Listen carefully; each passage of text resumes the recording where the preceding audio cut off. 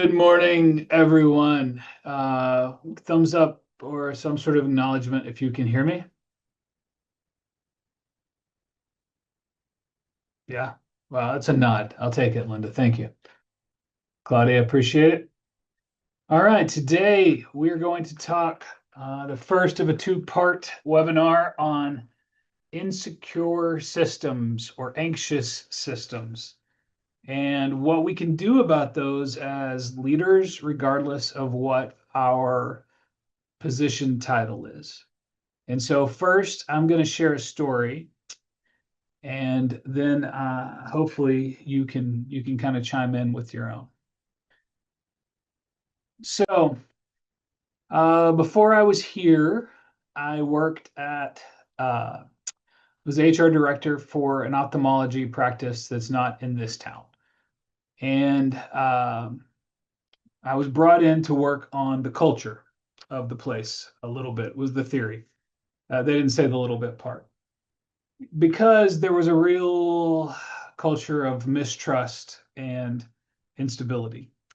And my favorite story about that is HR director in charge of, theoretically, I was in charge of hiring people, background checks, I-9s, all that stuff.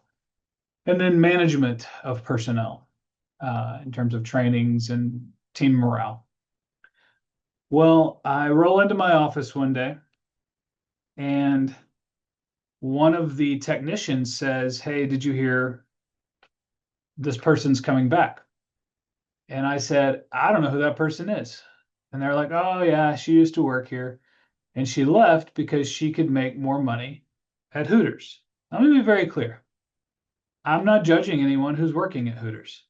People need to do what they need to do to make money. Okay. This is not a body shaming, role shaming sort of thing. But she had quit without any sort of notice to go work there. And what had happened was that the business manager had gotten a late night text from her that said, "Hey, I really miss you guys and would like to come back, blah, blah, blah. You're the greatest." And so the business manager, who was my supervisor, hired her without talking to me about it, even though she had quit without 2 weeks' notice, even though we had policies in place that should have prohibited such a rehire. And she started, and I'll be really honest, she was a great ophthalmologic. She was a great technician at that job. She was really efficient, knew her stuff. She was also a little bit of a hot mess who kept her job at Hooters while she came back to work for the ophthalmology practice. Hey, make that bank. I'm all about that. Good for you. Get your side hustle. Unless you can't distinguish between your full-time job and your side hustle. She came back and worked for 2 weeks and then quit again without notice because she could still make more money at Hooters than she could. Now, maybe this is a problem about how much the ophthalmology practice was paying its technicians. That could be a question. One of the bigger issues there was that this particular manager wanted to be liked so badly by the employees that when this person, who had done a lot of online smack talking about the manager, said to her, "I miss you," she was immediately rehired because the manager had such anxiety. What that said to everyone else who was a technician who worked there was that they felt undervalued. They felt like they didn't matter. And this was the kind of pattern that repeated itself at that place over and over and over again. Um, it's an issue. And one of the biggest things that was a takeaway from my time there was that as easy as it was to blame the business manager for this and her anxieties and her insecurities, the two owners of this ophthalmology practice, both surgeons, had hired this business manager from the ranks. She kind of worked her way up in the ranks, and they had given her zero training zero clear boundaries of authority. They had given her nothing to create security in her job. And by and large, they were unwilling to fix that system because it was easier for them to have someone that could be a scapegoat of the anxious energy in that system than to resolve it and actually make the culture better. That kind of junk goes on in workplaces every single day. And I would love to tell you that it doesn't happen anywhere in the Texas Tech University system, but I didn't wake up this morning to lie to you. So I'm curious, does this kind of story feel familiar to you from either your current place of employment or anywhere else? You can chime in. I'd love to hear some of your crazy stories, or you can throw it in the chat. What happens that you feel a system that you can identify as not functioning well because of the insecurities of people?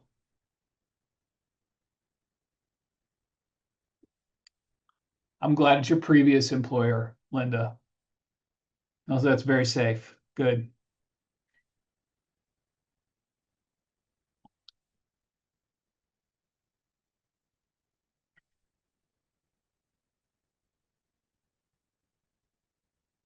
High turnover rates, Caitlin. Yeah.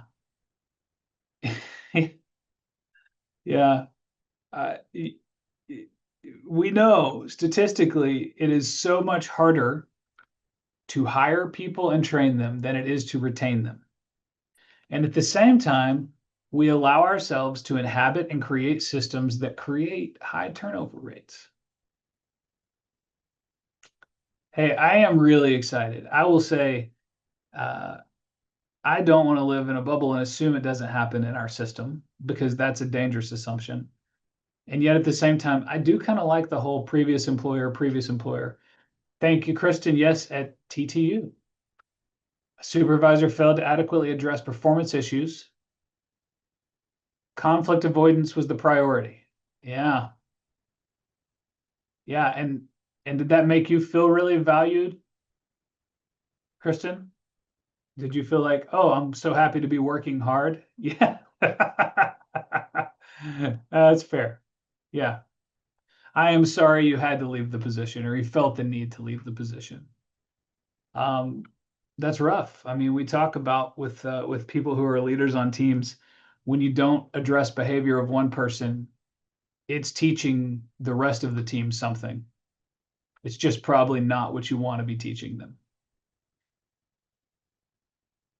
Plenty of incompetent employers make you walk on eggshells. Oh my gosh. Yeah.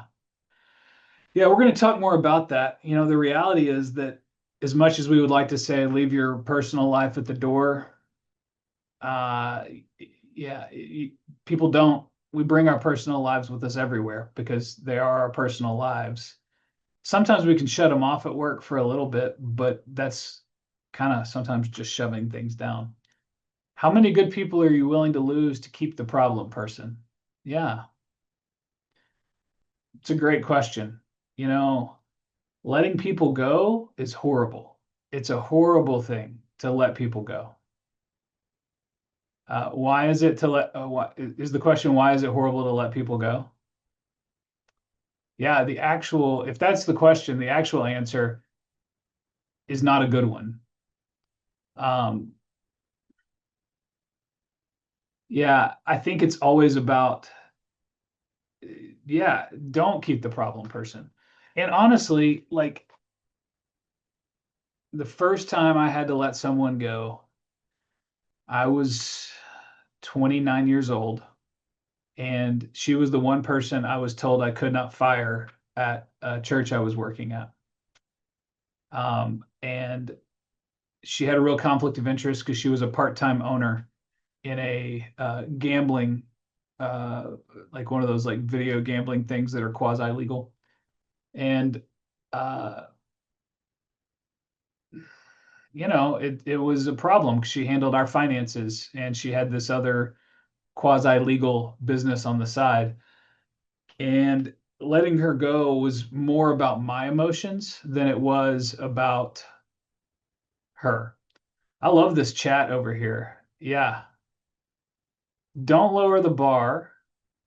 Instead, I say I think it's emotional to let someone go, and it's about emotional regulation for the person in that. But also, no one should ever be surprised by being let go. Like, we shouldn't get to the place where, surprise, you're not doing your job. Now we're having a conversation about termination. It should be, here's a conversation about how to improve your performance with clear expectations. There's all sorts of ways to handle that. Often it is what somebody pointed in the chat earlier. Conflict avoidance becomes the primary reason we do things. And so it's it's like we don't want to upset people more, and that becomes focused in that one person, when in reality we're actually upsetting the entire team. There is nothing, look at that, nothing wrong with high standards. Yeah, thanks, Linda. I appreciate that. Okay, so let's talk about this. Your organization is an organism, right? It's alive. And we have the same roots for those words. We like to think about our, corporate structure, etc. But the reality is that an organization is alive. And so, what one part of that organization uh, is experiencing will eventually affect the rest of that organization.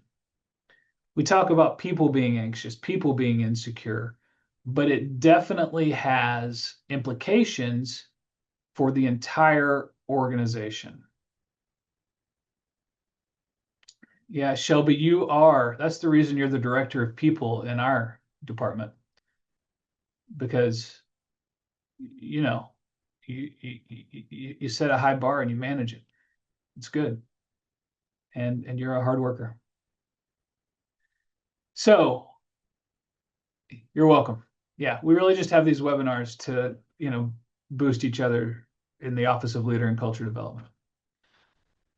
I guess this is to say that we think about our organizations as somewhat static things, but the more we can think about them as being living organisms, the more readily we can identify what's happening and how we can interject. Just a few statistics to start us off.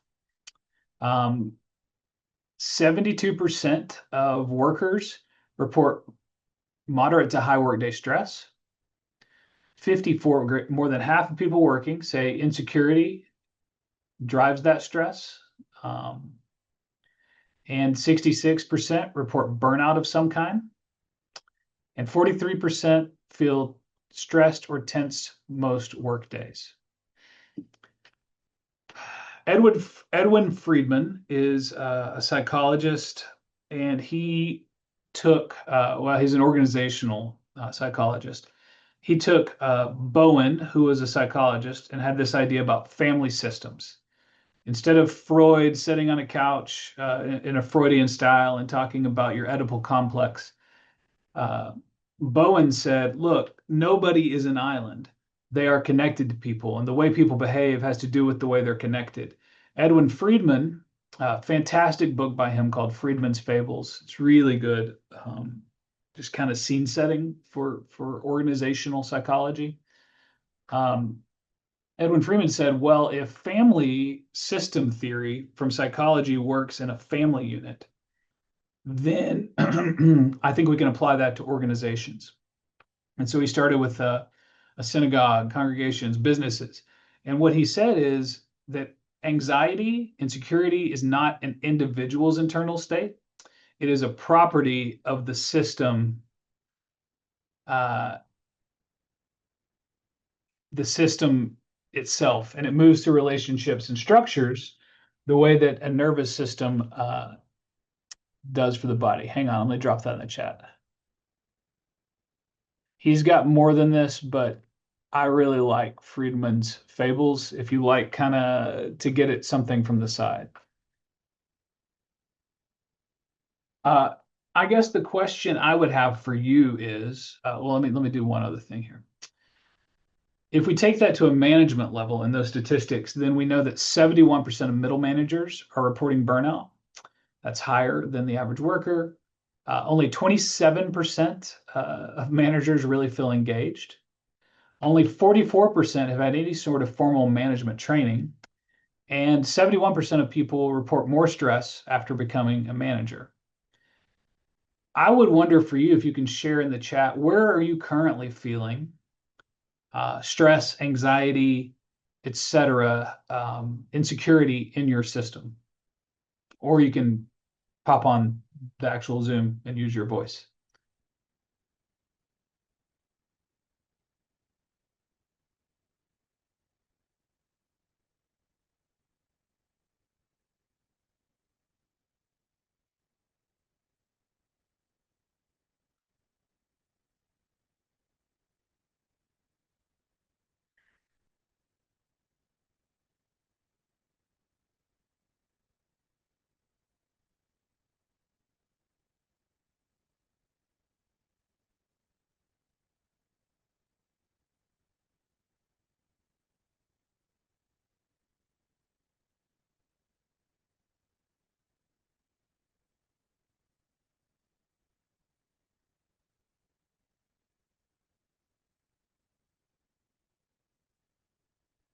Hey, yeah.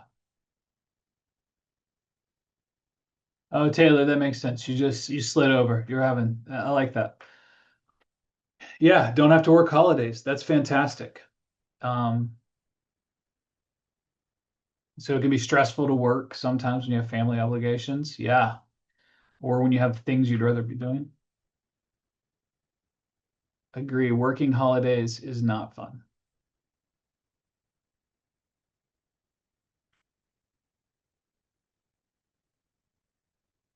How about anybody got any lack of clarity happening in your system right now that's causing some anxiety?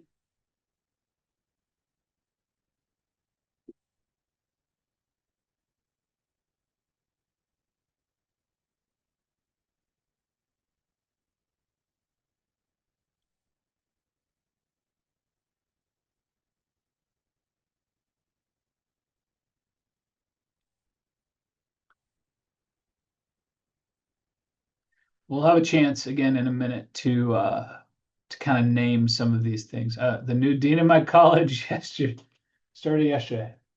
I'm sorry, somebody is at my door. Well, it's Anita's door. Hey, sorry, I'm on a webinar. Oh, yeah, just put it right there. Hey, everybody, thank you for delivering that. Of course. Great. Anita got something in the mail. I'm in her office today. Uh, secrets in the company rules. Yeah. Anxious because I feel like I'm not doing enough. Recently started though. Yeah. You don't know how to do everything yet. Too many cooks in the kitchen. Absolutely. New leadership, new operating procedures, new laws. Higher ed is a place of some stress and anxiety right now. I think it's fair to acknowledge that. Thank y'all. Yeah, for chiming in. You know, uh, didn't replace assistant director. Yeah. Thanks, Claudia. Yeah, I'm getting to know your system a little bit. That's fair. Yeah, and here's the thing. Uh, Anxiety in a system is not a feeling. It's not just something you feel. It's a current. And yeah, leadership doesn't directly confront issues. Groups in the entire department. Yeah. Clarity is one of the biggest issues of anxiety, and we're going to talk about that. But one of the things I want us to really make sure we understand, when I've talked about this before, I've talked about it in terms of emotional wakes, like a boat wake. And and that is insecurity, anxiety, stress, that whole category of things is is almost unavoidable in a system. And the minute you come into contact with someone who's experiencing it, it takes a lot of, and this is a family systems term, self-differentiation. It takes a lot of self-differentiation to not embody that stress and anxiety. And really, in part two, we're going to focus a lot on how to be so secure that your security shapes the insecurity. But today, we've got to start by naming this insecurity in our systems. Y'all are doing a great job of that. I appreciate it. There's two kinds of stress and anxiety, insecurity in a system. There's chronic and acute. Let's talk about acute first. There's a deadline. Something happens. You get a new dean. It's hard to know if that's acute or chronic yet, to be really honest, but some incident occurs and there's a huge spike in insecurity and stress and anxiety.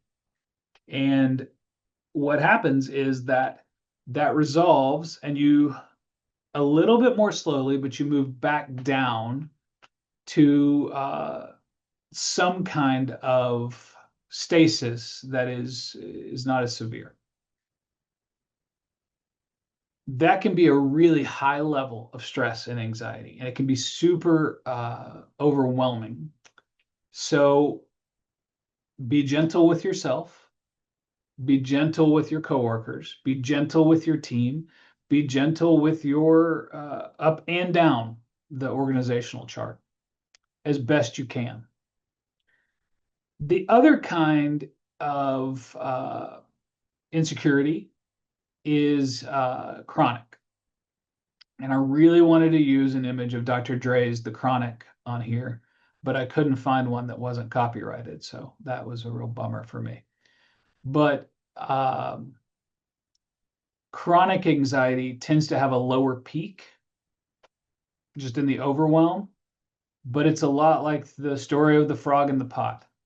If you turn that heat up slowly, but you keep it hot, the frog gets cooked. If you throw that frog into a hot pot immediately, they jump out.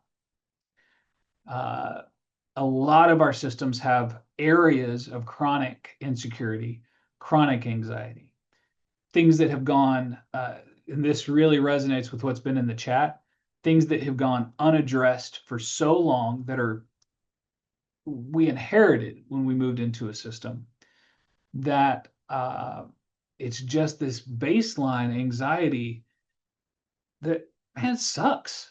It's no fun. And I think it's okay to have fun at work and to expect things from our coworkers, our supervisors, our reports. It's okay to have those expectations when we state them.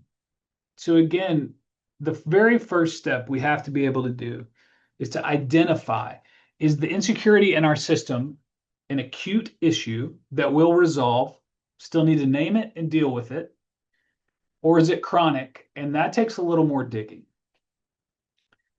When we don't name things and deal with them, there's three primary patterns of insecurity transfer that occur.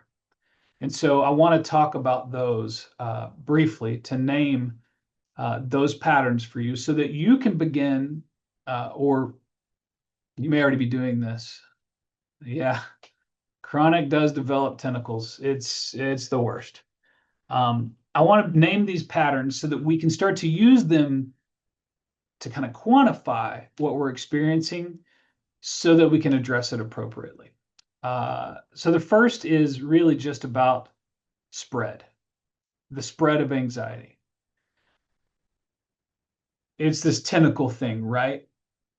The thing about a nervous system is it doesn't stay contained, and our organizations are nervous systems, and we're trying to make them less nervous. Oh, there's a pun in there somewhere.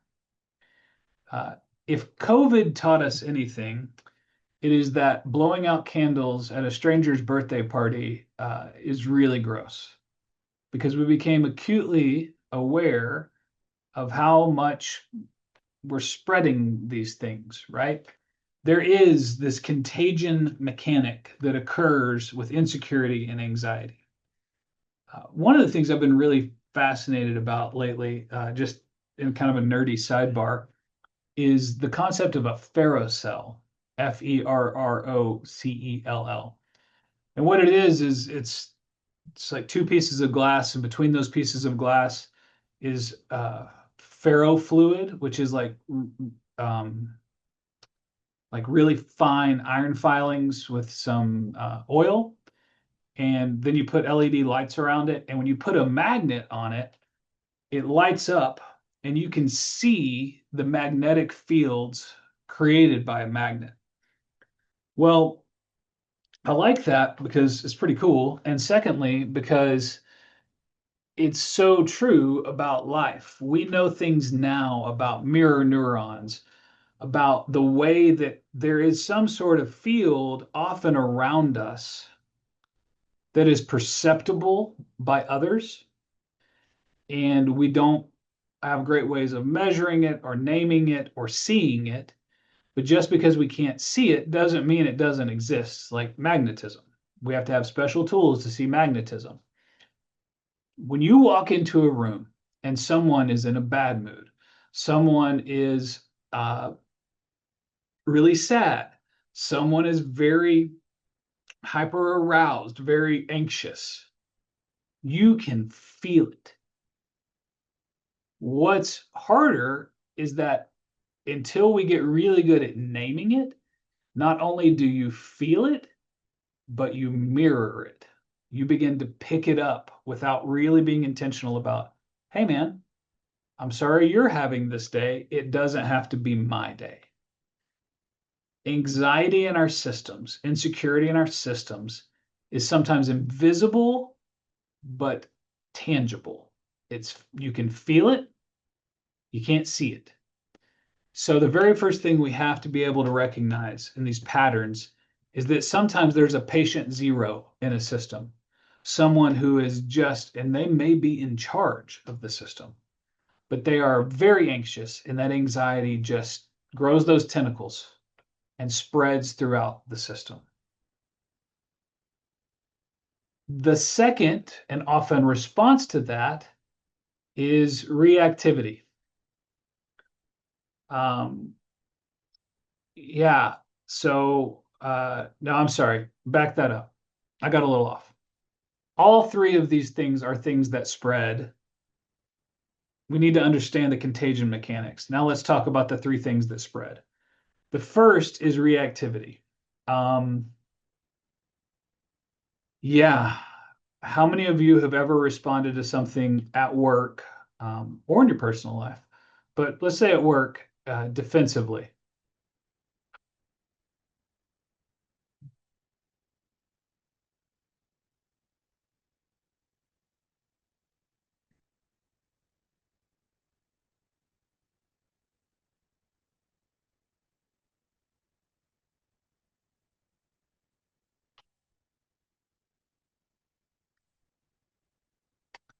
Yeah.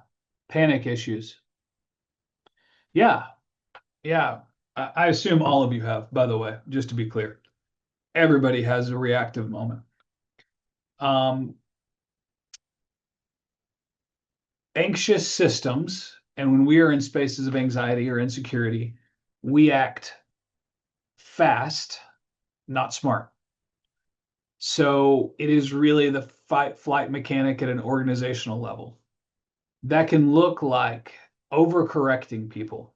It can look like micromanagement or making decisions for people, or making decisions like maybe not confronting the workplace problem um, that is about relieving internal discomfort more than it is about solving the actual problem.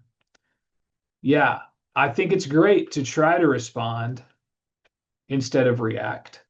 That's the goal, is to be proactive, get some of that, Stephen Covey stuff up in here. Um, be proactive instead of reactive. But the reality is, when we're in a system that has this baseline anxiety or insecurity, or when we're in that space ourselves, it's really difficult not to be reactive. Somebody pushes back about a piece of work, somebody doesn't meet a stated or unstated expectation, And the next thing you know, we are over functioning. We are taking on more than is ours. We're taking on all sorts of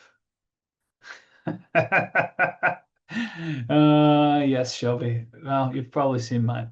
My reactivity tends to be in humor. It just tends to get darker and more personal. That's how mine goes.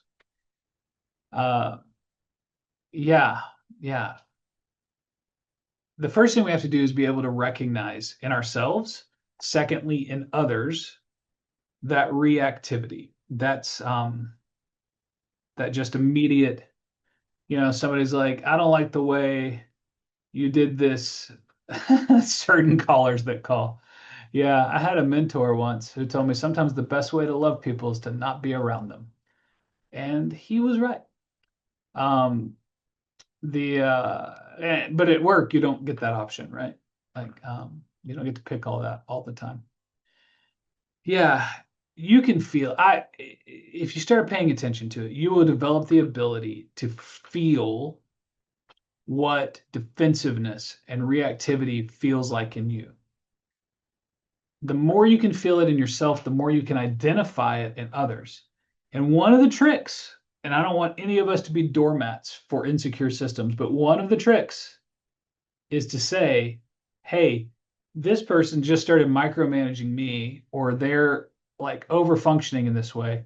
And guess what? It's really not about you, it's about their own insecurity. And when we can start to make that differentiation, well, now we can choose how we respond instead of reacting. Yeah, proactive, set the thermometer in the room. Absolutely. Bring the heat down the heat, raise up the warmth. Yeah, this stuff matters. Tone matters. But until we become those agents of change in our organizations who are paying attention to this, we become a part of the repeated pattern or the spread of anxiety.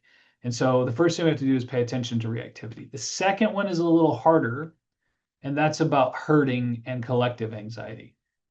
I'm not sure if those are water buffalo or yaks, but they're running. And I think herd mentality is such a survival instinct for us as people. Groupthink, consensus thinking, in systems theory, they call it triangling. What I always love is when I have a meeting with an individual and they say, we don't like this. Because I'm like, who's the we? You and my mom would have said, you and the mouse in your pocket. Like, I hurting is an attempt in an anxious system to self-soothe. As long as I'm a part of a group that agrees, then I'm going to be okay. So it can be silence in meetings. It can be subversion, delayed dissent, or bad decisions that get made because no one wants to disagree. Um, it is the reason, some would argue, that sapiens beat out Neanderthals and Homo erectus because we're really good at gossip. We're really good at being like, hey, we're on this side. It's us versus them. Hurting is when that anxiety kind of forces us into groupthink, uh, and we should be organizations that are unified, that express unity without conformity. That's the goal. So again, being self-aware enough to say, hey, am I just going along to get along? Or is there something I disagree with here that I need to bring up because it matters? That level of being aware of the pattern of groupthink, of herd mentality, is important if we want to, again, start to dismantle some of the anxiety in our organizations. And that ties directly into the third pattern. So we have reactivity, we have herd mentality, and the third is blame. Like, yeah, Interpreting that confrontation will always be a negative experience can cause issues. Caitlin, that's fantastic. Often when we confront issues head on, it's so much healthier, and people often appreciate that level of honesty. The thing that often happens, though, when we don't do that is that this discontent bubbles somewhere. Yeah. When we're in that herd mentality, when we don't confront things, when we do the group think, then often what happens is a scapegoat mechanism where we start to blame someone for the issues we're feeling. Now, don't get me wrong. Sometimes we can find people who have some role of not just complicity, but ownership of the anxiety, ownership of the problems in our system. Simply blaming them with a sense of superiority, like, hey, that idiot did that thing, and now we all suffer, doesn't change what got done. Only naming it and confronting it really has the power to change the systems we inhabit. So I tell you these things to talk about pattern identification.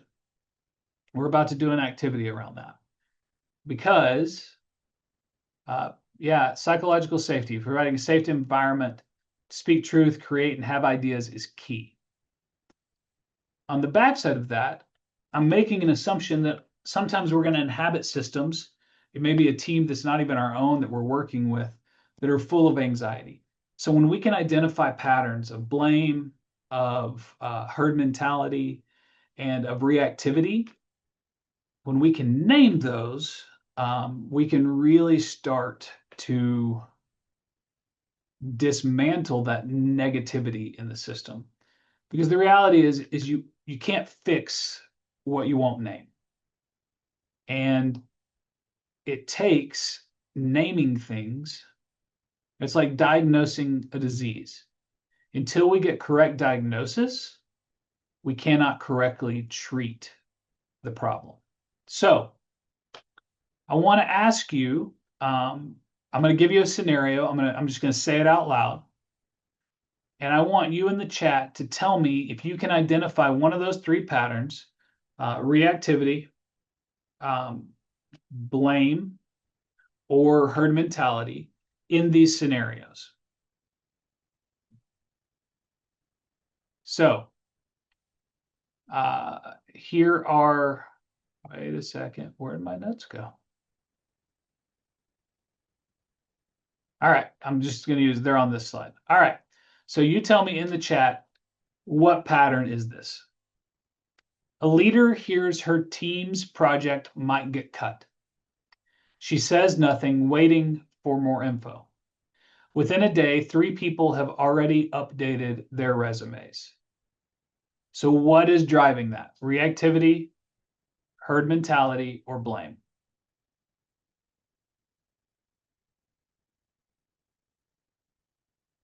Lisa says herd. If you agree with her, reactivity, okay?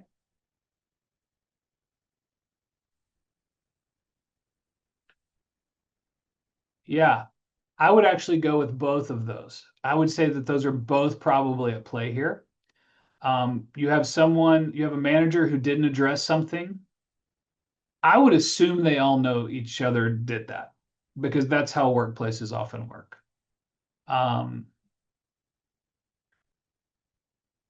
That I think is somebody is reactive.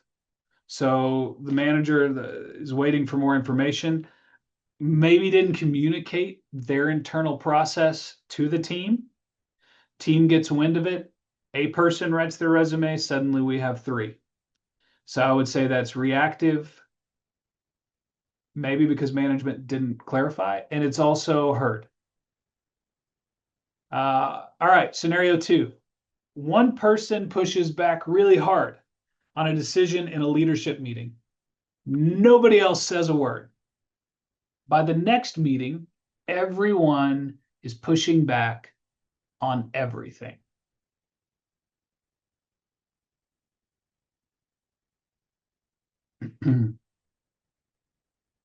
Yeah, that one's like 100% herd mentality.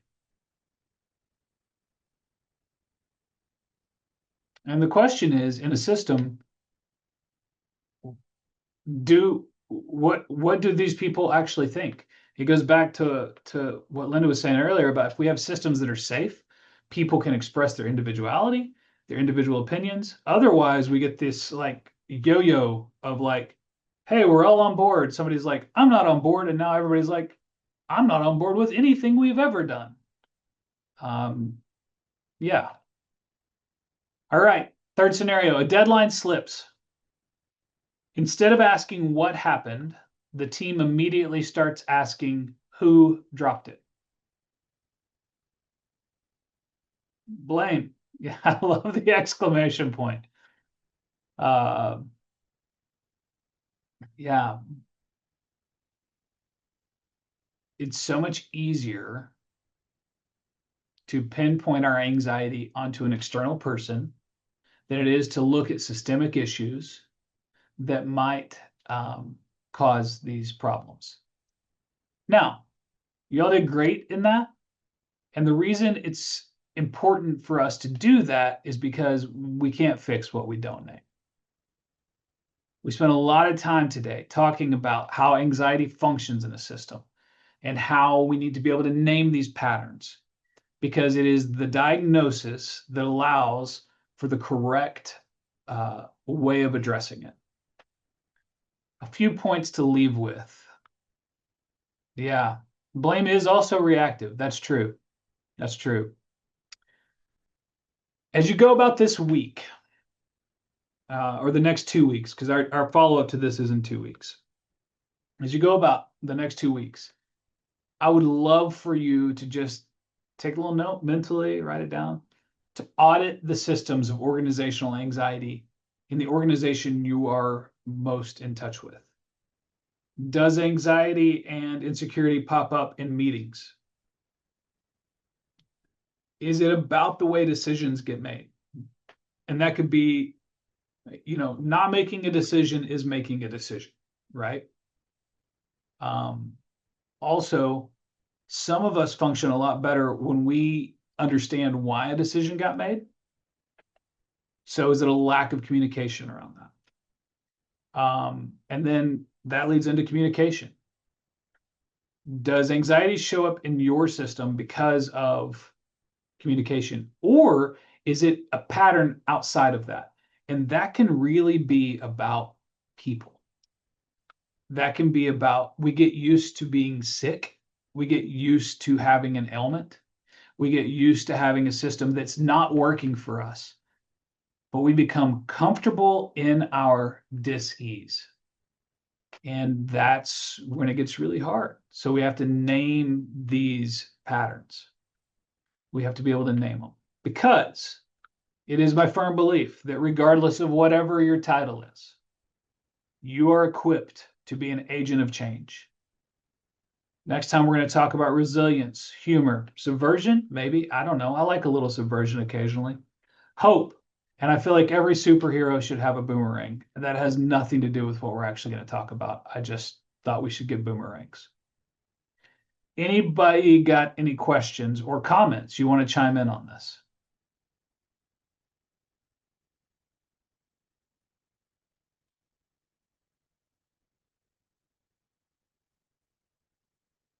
I appreciate y'all being here. Thank you all very much. We'll be back in 2 weeks. You can scan that. Hopefully, it links to the right place to sign up. If not, you can find it on the Office of Leader and Culture Development website. If you want to continue the conversation, shoot me an email or give me a call/text. I really enjoy getting to spend time with y'all, and I look forward to exploring more how we can shape healthy cultures in our systems. Thank you all.